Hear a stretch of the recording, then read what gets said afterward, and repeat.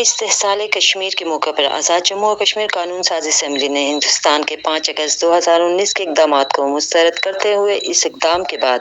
مقبوضہ کشمیر کی ڈیموگرافی تبدیل کرنے، کشمیری کی تاریخ کو مسخ کرنے کے اقدامات کی مذمت کرتے ہوئے ہندوستان کی جانب سے مقبوضہ کشمیر میں انسانی حقوق کی سنگین خلاف ورزیوں کے خلاف قرارداد متفقہ طور پر منظور کر لی۔ یوم استحصال کشمیر کے موقع پر آزاد جموں و کشمیر قانون ساز اسمبلی میں قرارداد قائد ایوان چودھری انوار الحق نے پیش کی۔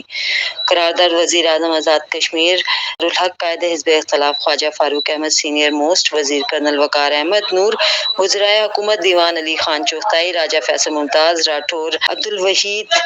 سردار میر اکبر خان، سردار محمد جاوید ایوب چودھری، محمد رشید جاوید اقبال، محمد اکبر ابراہیم چودھری، ظفر ملک نثار، انصر عبدالی چودھری، یاسر سلطان، سردار ضیاء القمر کی جانب سے پیش کی گئی۔ ایوان چودھری انوار الحق نے قرارداد پیش کرتے ہوئے کہا کہ آزاد جموں و کشمیر قانون ساز اسمبلی کا یہ خصوصی اجلاس یوم استحصال کے موقع پر منعقد ہو رہا ہے،